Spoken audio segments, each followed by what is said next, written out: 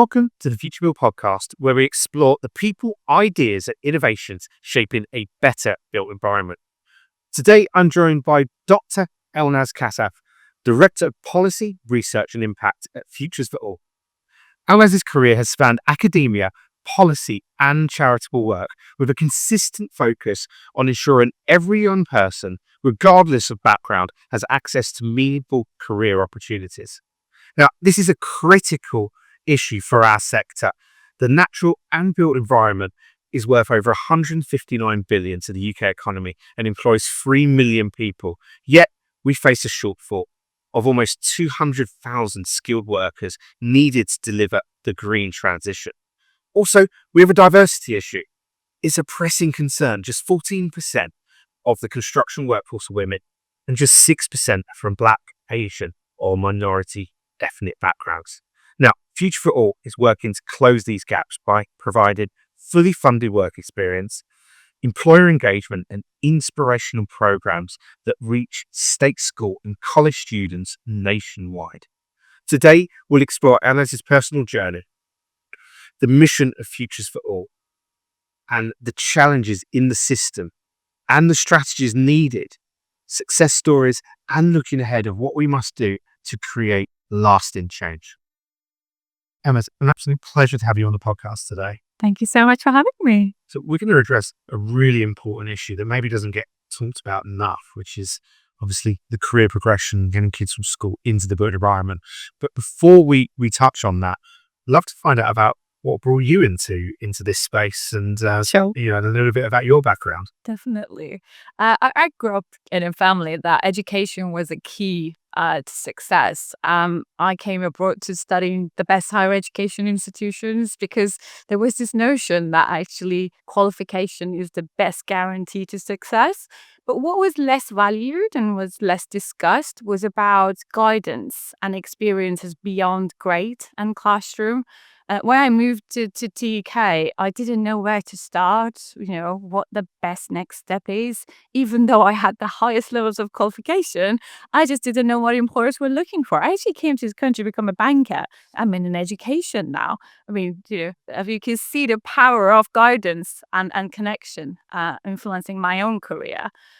So I would say that gap in exposure, guidance, and experiences sparked this ambition in me to understand what are the transformational activities or opportunities earlier on in life that shape the future of young people's journey to employment. And I kind of wanted to study that in depth to understand what holds some young people back from achieving the success they need while they have similar qualifications or grades to their more, wealthier or more privileged counterparts. So I just started specializing in this sector because I wanted to lead this work and was really passionate about finding the answer. And actually, that was the focus of your PhD, wasn't it? It was looking at the transition from school to career. Yes. Tell us a little bit about what you uncovered and some of the findings. Sure. So what I was really keen on, as I said, was to study school to work transition to understand why some young people struggle to achieve their potential and, with similar grades and qualifications and academic attainment still don't, go up the career ladder as expected. And, the PhD, the research that I've done revealed that actually there is a factor beyond academic grades that is some sort of capital that young people hold. It's around connections, networks, information, insight about labor market and job market and how employers recruit and what to do in an interview or write on CV. These are the sort of information that some young people don't have access to and their wealthier counterparts or other peers do have, and it does matter. It does act as a barrier to success and barrier to entry as well. So I was also lucky enough to see this in practice because I worked at a charity while I was doing my PhD. I've seen firsthand that how young people benefit from these experiences and how lack of it can actually hold them back. Yeah, we're going to talk a lot about, I think, inequality as well, and and the differences that makes. You've done a lot of work across academia, charities, and policies. What how do you think that those experiences have sort of shaped your perspective on the challenges that young people face? I was incredibly lucky to work with some thought leaders in the sector and some really pioneering charities who really wanted to tackle this head on. Mm. There was this strong belief that the world of school and employment need to come closer to each other. Young people need to be exposed to the world of work before they even, set foot in it. And earlier we tackle this, earlier we expose them, the better and more influential it is in shaping their aspirations and their choices about the future. And I think I feel incredibly lucky to work in a national charity that is actually putting the innovation and systems needed to tackle this at a national scale. We can't just live in a society that young people are left to chance to find these opportunities. And I'm so excited to be part of this journey Mm. to make this change possible for the next generation of young people. What I'm quite interested in is that there's and I'll figure out myself or, quite a lot of my friendship group, you end up studying a topic that when employment doesn't quite link. How does that happen? Yeah, so I think sometimes you specialize in an area, but what I think most matters is the sort of transferable skills that you gain while you're still in education, which I think is lacking from the education system now. I mean, there are examples of great practice. I would be unfair of me to dismiss that, but I think what is missing at the moment, and probably something that is not preparing young people to seize the opportunities, is those essential skills, the kind of skills that will help them overcome adversity, to show resilience, to communicate well, to present themselves well when it comes to interviews or talking to senior people.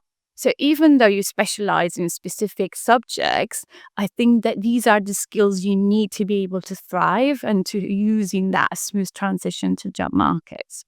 I think this is a nice segue into maybe introducing your current role and in particular the organisation you work for, Futures for All. Sure. Tell us a little bit about Futures for All's mission and the role that you do within it now. Of course. So Futures for All is a UK national charity.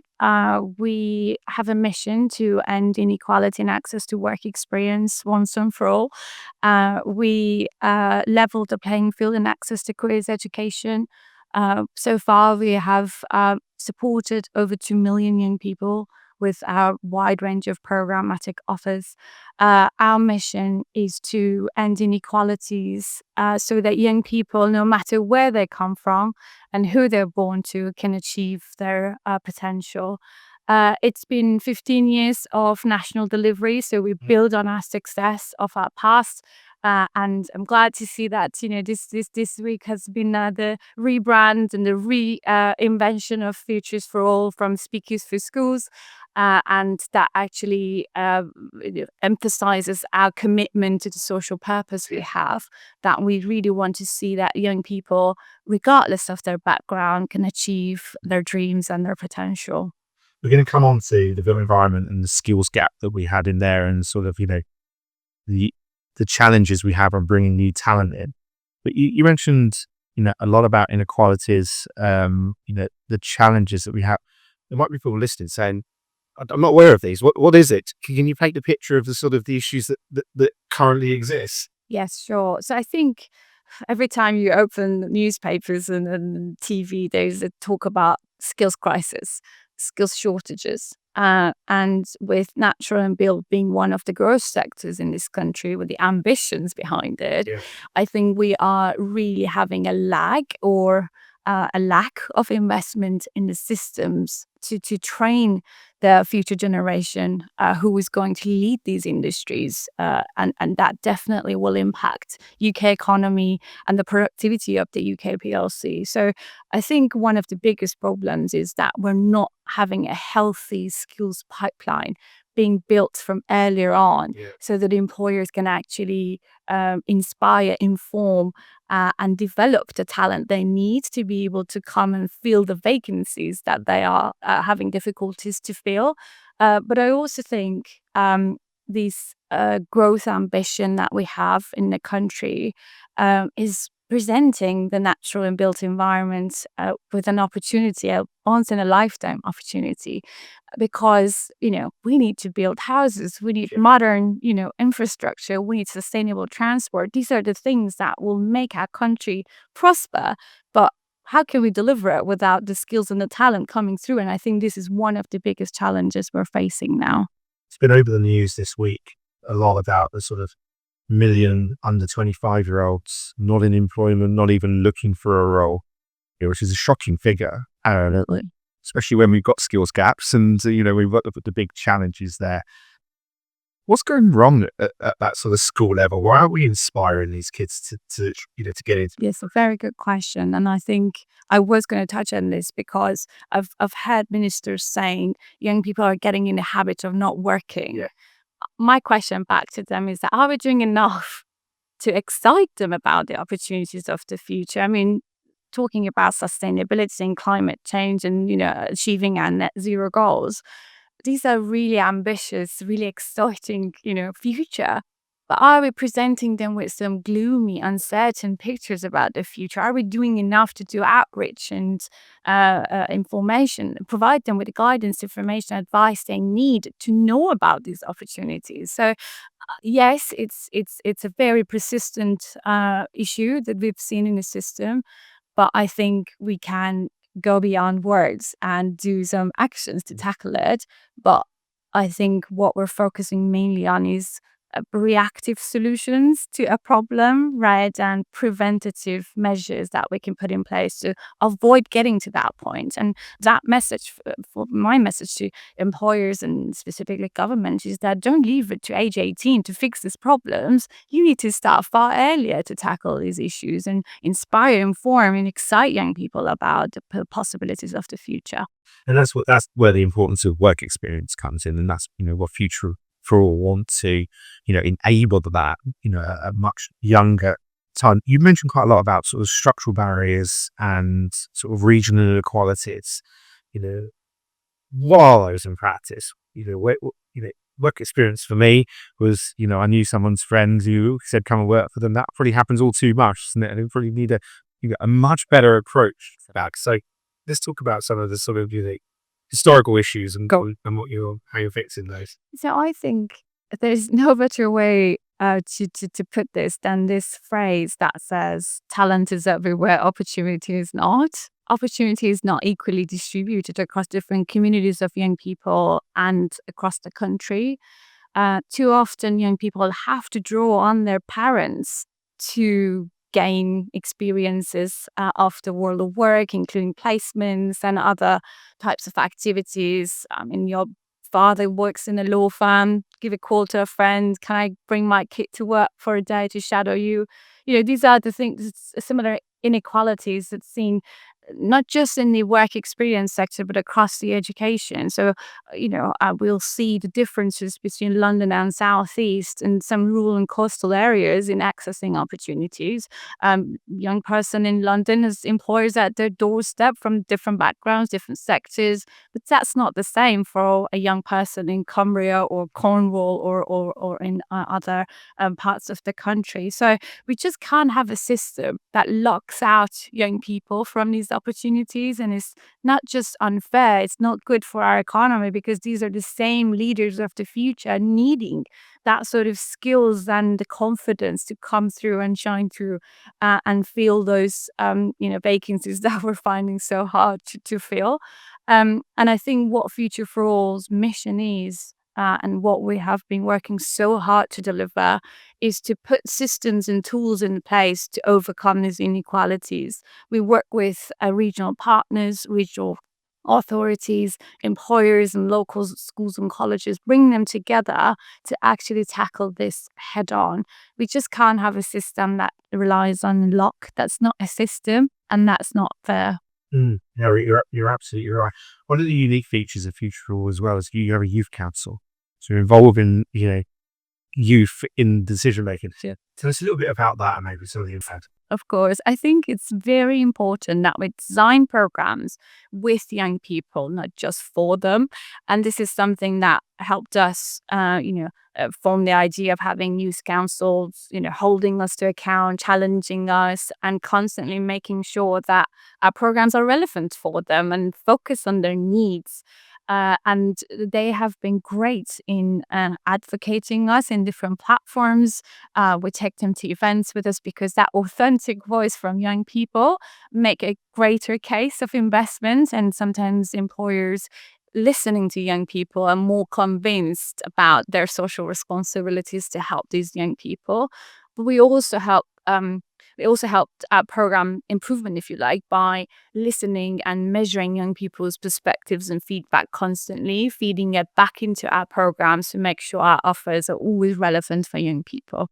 Before we come into your work around research and policy, um, a lot of people will be listening, probably similar age, to us, maybe slightly older, and probably don't understand or have an idea of what does modern work placement look like now. So what are kids being offered? How does that work? And you know, what stages, I suppose, in their education are they exposed to it? Yes, I think it's a very good question. Post-pandemic, we all had to switch to online working, and so we had to respond to that change.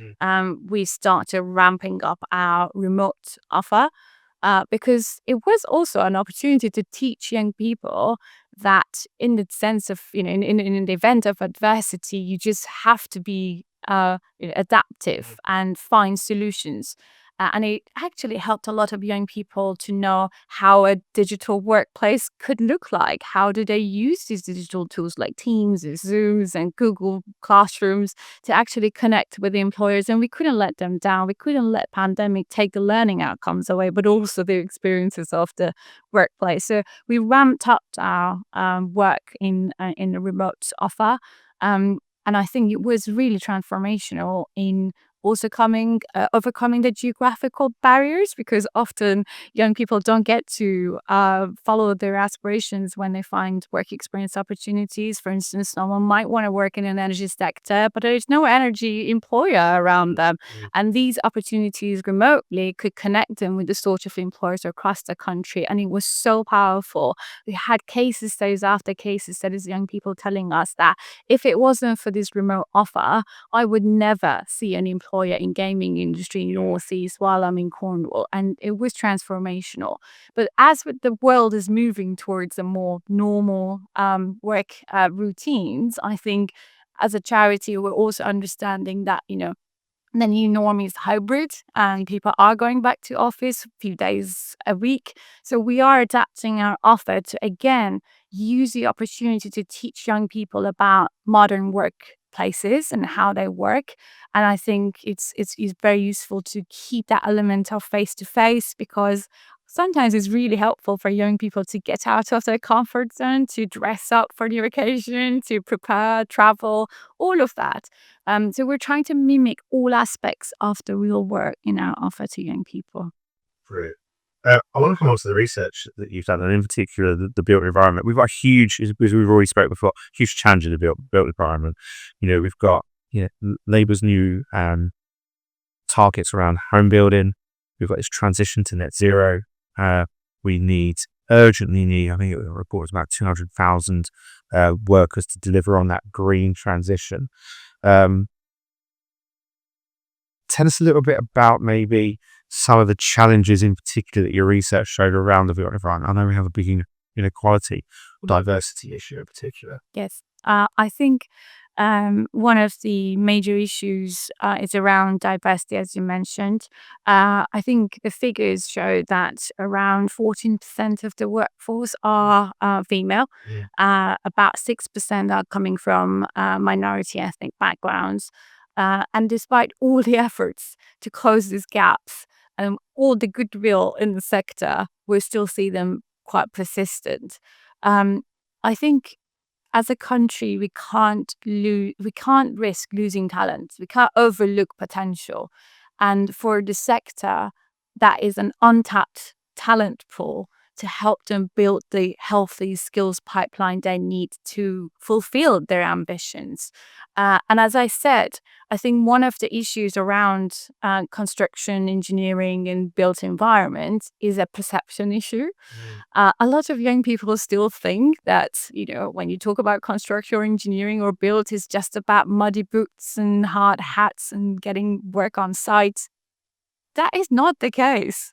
We've seen so many innovative roles, such as data analysts, digital modeling, surveyors, sustainability experts. These are the roles that if young people don't know about, they will never aspire to them. So for the sector, I think, yes, it's a challenge, but it also presents a lifetime opportunity for them because there's an untapped talent pool, and with little effort, they can actually reach out to them, inspire them, inform them, and excite them about the future.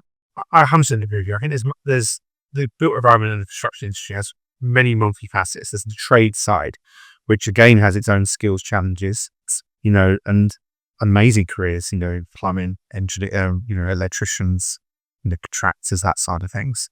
And then you're absolutely right. We have this sort of specified community of the engineers, the architects. There's a deeply technical role where we need the, very well educated, individuals to be coming into that, and they can have huge impact, especially around the net zero side of things. One part of your research mentioned the term privileged knowledge. Can you explain that a little bit and maybe some of the issues that brought out? Sure. I think that was a piece of research we commissioned last year, and it revealed so many interesting facts. So, privileged knowledge, or as we call it, assumed knowledge, it's about a set of common understanding about how the system works. These are the things spanning from what A-level choices I make to achieve my ambition. How do I well in an interview? How do I set career goals and achieve them? What is it that the employers value in an interview? What is it they're looking for? How do I fit in culturally when I start work? So these are some sort of common understandings that will be assumed instinctively every young person knows, but that is not the case. Imagine if your father works in an engineering firm. Isn't it easy for you to access a sort of insider knowledge about the sector that another young person whose dad has never been to office will never have access to? So that is the sort of definition around privileged knowledge. If you have access to connections, networks, you will gain some sort of confidence and insider knowledge that will help you navigate the system easier. And we think there's just some sort of unfairness around access to this tacit knowledge. And our research showed that this is actually true because the access to the privileged knowledge is skewed towards affluent families. And this actually gives them some sort of competitive advantage when it comes to transition to work, but even in their education journey. They know if they want to become an engineer, they need to do A level in computer science, they need to have really high grades in math and science and all of that. But someone who's never had access or never had connections or guidance in school would not know that.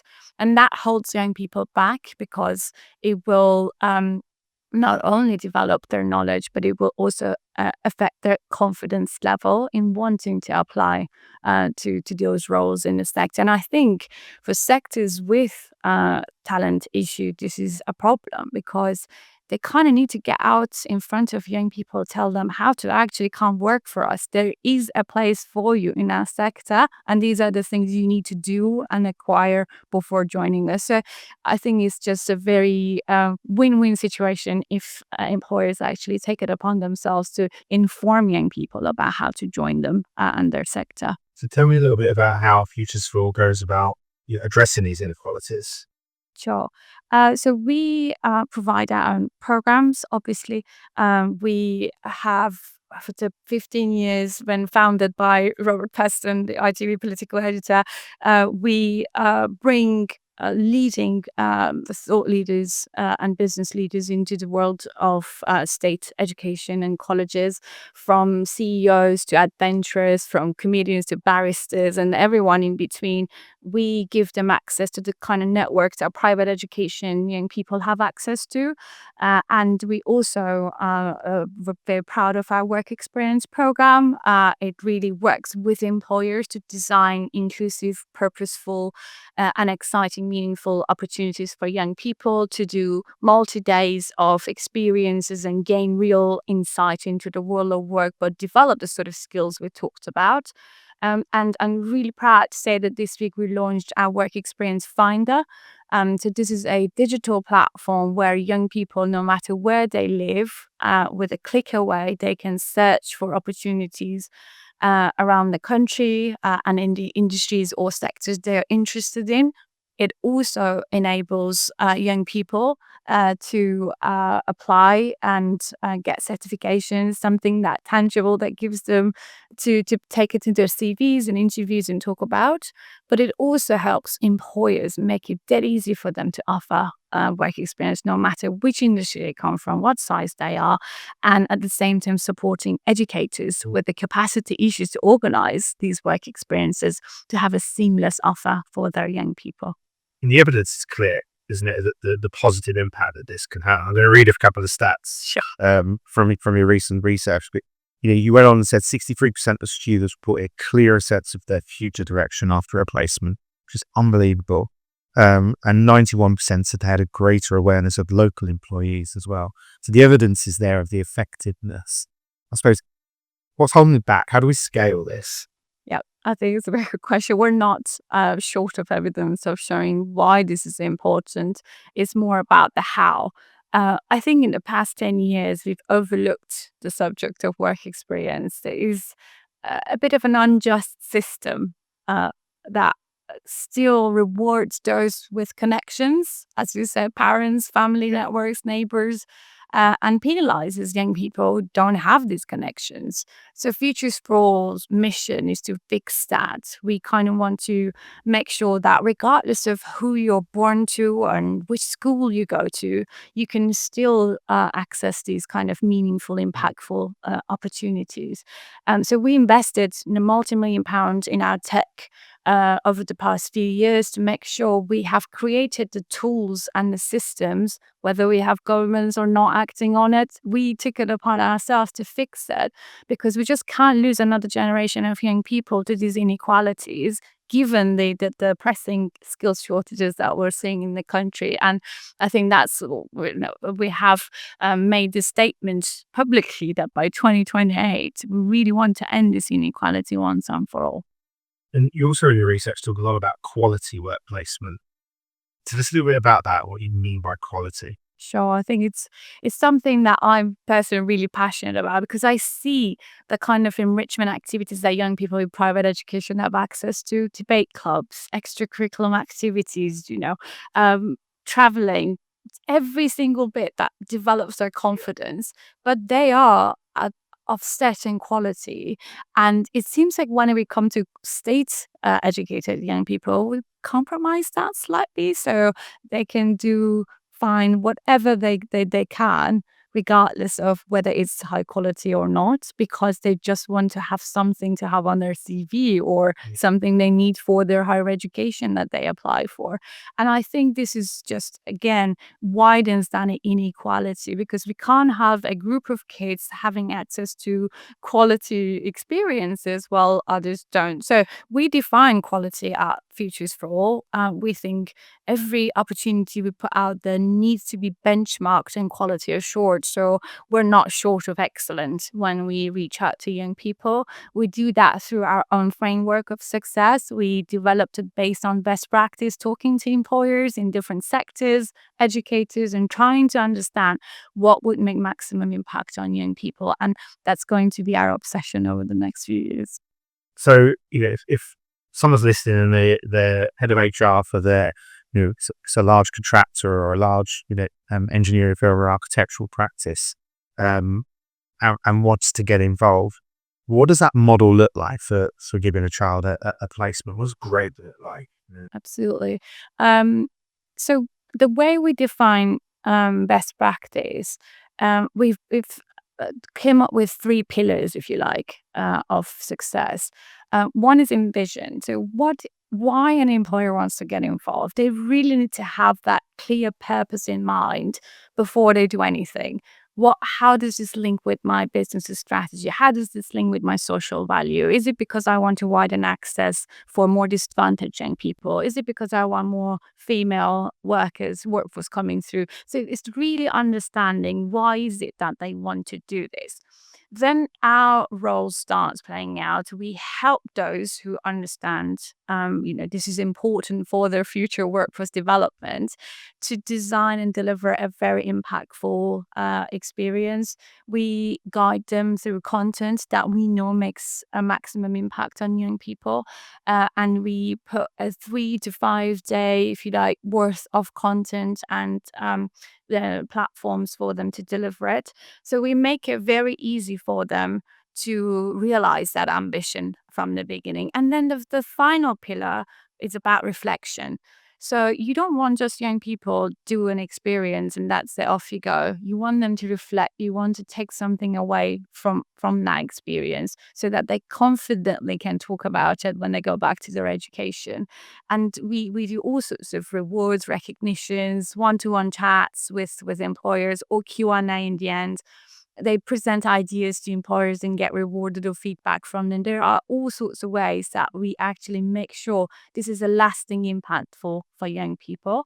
And I think for the employer's final advice is that one-off activities don't work. This needs to be as part of a bigger effort to create a journey for young people. So you reach out to them while they're in school. Well, how about after that? Are you putting in place some sort of mentoring program for them, for the alumni of your work experience to come back? And that continuous journey with the talent will keep them engaged and ultimately make sure that they actually choose you over others, and it gives you that competitive advantage to access to talent. So I was going to ask you about sort of how do we measure impact, especially for, not just the employee actually, but for the individual as well. Yeah, I think it's really important to show that there's a long lasting impact on young people. We have the evidence, and that shows that a lot of young people tell us that they have never considered applying for jobs in natural builds or green energy or engineering. And after they have done their work experience, because of the wealth of information, aspiration, and skills they've gained from it, it just sparked in them that this is a possibility. And I think this is foundational element to it, is that because they don't see it, they never aspire to it. Once they see it, once they see, what this means, what sort of things it involves, talk to people from different seniority, different roles, it just gives them that light bulb moment that this is also a possibility for me. I do like that better for the engineering work. It speaks to my creativity, it speaks to my ambition. So I think it's just all in all a very impactful experience for young people, but also from the evidence and what they tell us, we can see that sometimes they end up in careers as they have done their work experiencing.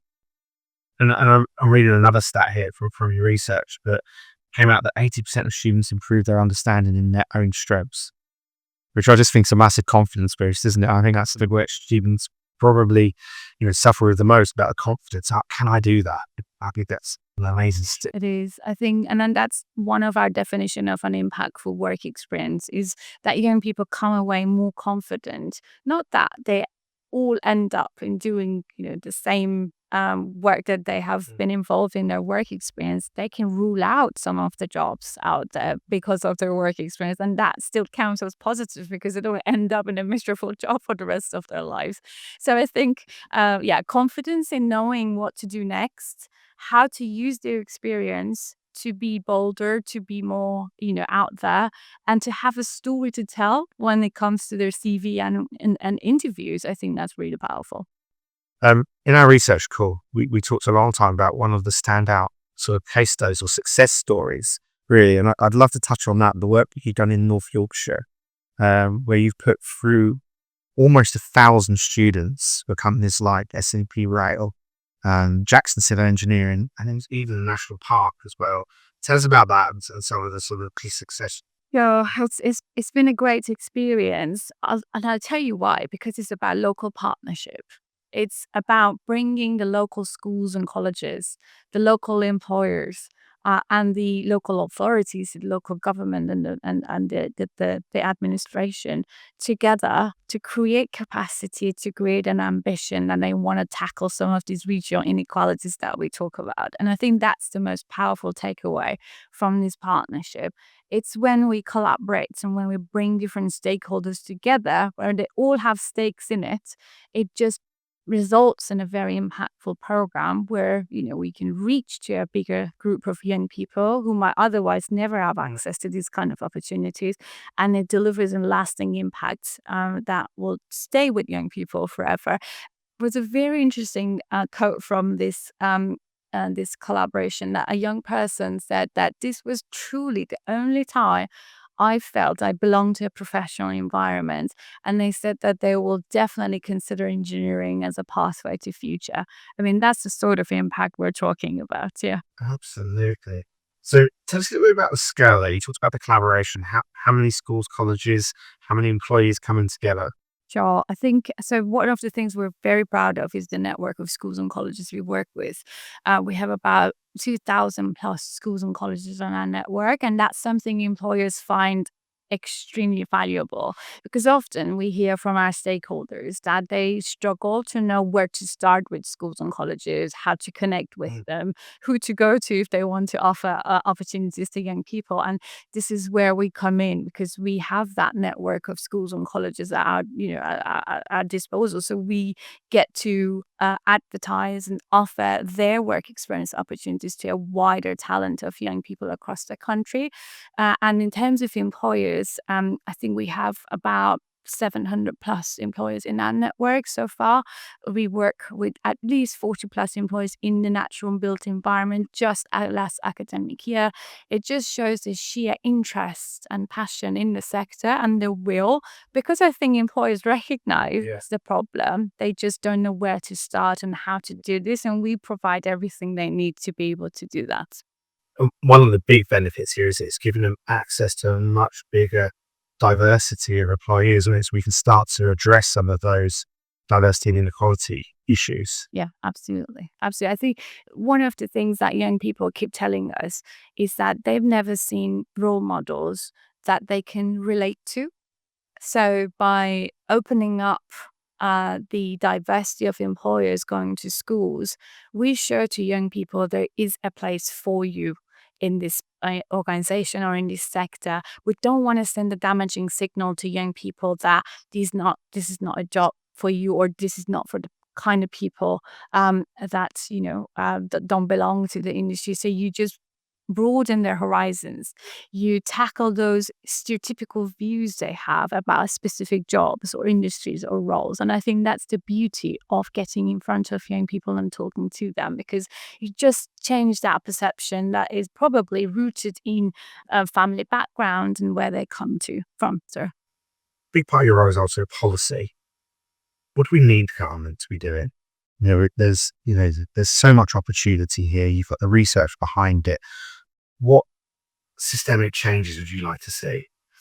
I think government sets ambitions. And an example of that is the work experience guarantee. We're so happy to see that in the government's manifesto, and they are working on implementing it. But you can't just have an ambition and don't put infrastructure and investment behind it. It just falls short. We still have a system in the UK that where you're born and who you're born to will determine where you end up. And that is not a system. That's just pure luck. And even with all the ambitions, we have to go beyond words. So our call to government is very clear. Just back that ambition with investment and infrastructure. If we want every young person in this country have 2 weeks worth of work experience, it just has to deliver with the sort of capacity, resources, and funding that it requires to to succeed. We can't just leave schools who are already overstretched to deliver this on top of everything else they do. We need to incentivize employers to step up and step in and help. We can't just say, oh, that's our ambition. Here you go. Some frameworks, go deliver it. We want it to be backed by infrastructure and investment if we're serious about it. So we have put together about 5 or 6 policy recommendations to make sure this is a reality and not just rhetoric.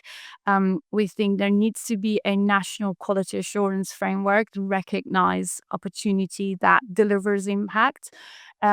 Incentivization for employers through tax reliefs or, flexing the gross levy to deliver it.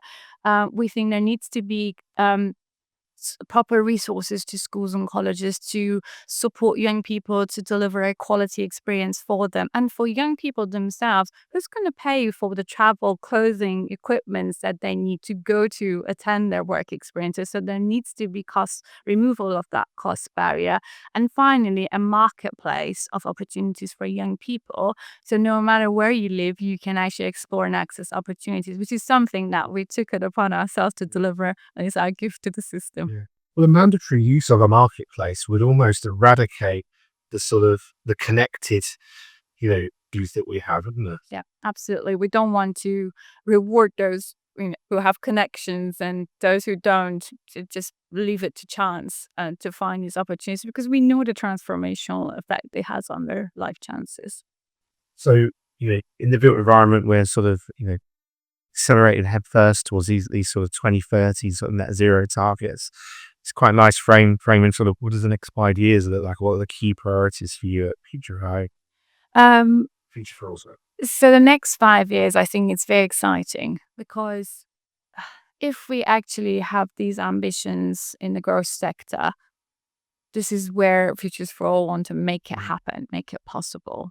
We want to tell young people about opportunities that are out there that speaks to their values and speaks to their aspirations. I know that probably employers and industries that do not mirror the sort of communities they serve, they will lose out on talent. They will lose out on innovation and idea. And I think that's what we want to tackle. We don't want employers to keep drawing from the small talent pool that they have. We want to widen that. We want to inform and inspire the next generation about these opportunities. And we will do that through our technology, through our networks, and through our regional advocacy and collaboration. I think it would be a miss for me, and I'm sorry, these are questions that I haven't submitted to you in the past, but there's a lot of negativity around the sort of Gen Z era of, of individuals, and there's, challenges, I suppose, of integrating them into the workplace. Great to talk some tips. Let's frame it in a positive way, where actually they bring a different skill and they bring a different outlook. How should employees sort of embrace this and sort of, and engage with them? Any tips?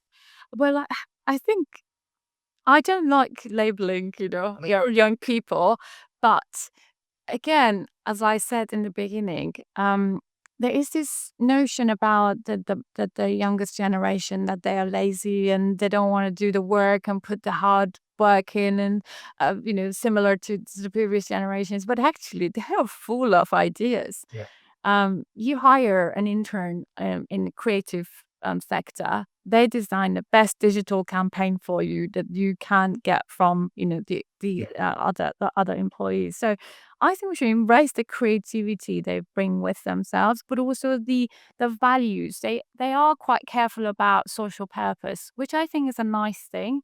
They do care about, when they look at products, they look at their carbon footprint, for instance. These are things that I think will help us become better societies, not just holding us back from achieving innovation. We just need to embrace it. But also, I would say, again, a question I had in the beginning of the podcast, are we doing enough to inform them about things we want from them, set expectations, and make sure they understand what's their role in the innovation and the growth that the company or the sector wants? And once they understand and find their place in it, I think they can be great contributors rather than someone to be intimidated by. Yeah. We always finish the podcast on with sort of people that have had a positive impact on yourself. And I'm just thinking back to, your previous role as sort of speakers role. You've obviously seen some amazing, inspirational people that you put into schools to inspire people.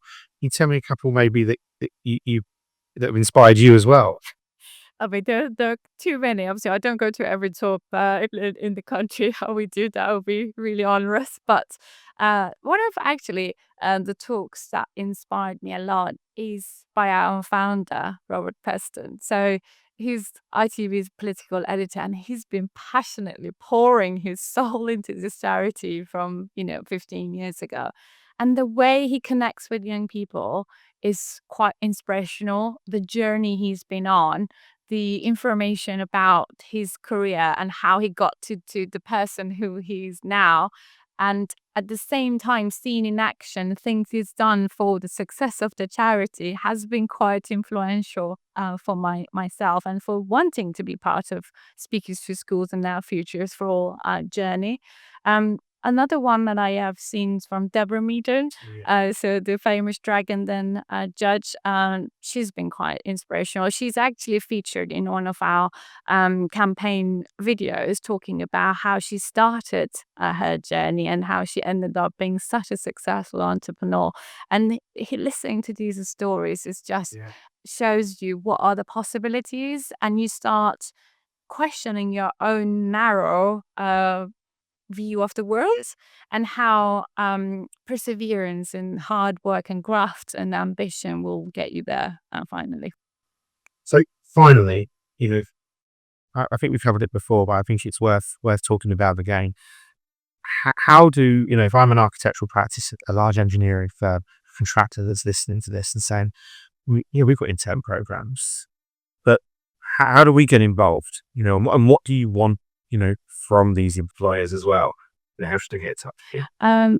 Absolutely. I think, we are building a national movement. We want every business leader to join our mission, to support our mission, because it's not just for the good of, delivering some numbers for us. It will help them build that healthy talent pipeline they need. So all they need is to recognize that it's important for them to get in front of, the future generation of employees very early on. And we have built all the systems and tools and guidelines they need to make this a seamless experience for them. So I encourage every business leader in your sector to get in touch, to reach out and to offer one talk, one placement and one supportive time. And that will be transformation for the young people who might never have access to these opportunities. Yeah. And let's reinforce the fact, why is it so important? Because we lack diversity in the built environment. As you said, we've got, I think it was 14% of the construction industry are women, just 6% from those ethnic backgrounds, which is absolutely shocking. And I think if we can start to address that at school level, that's having a huge impact. Absolutely. And Futures for All is here to support. We just need to pop on our website to see how we are supporting all sectors in the country by, connecting them with the local schools and colleges and a wider talent pool across the country. So we're here to support. Brilliant. It's been absolutely fantastic. Thank you for your time today. Thank you for having me, Martin. Great.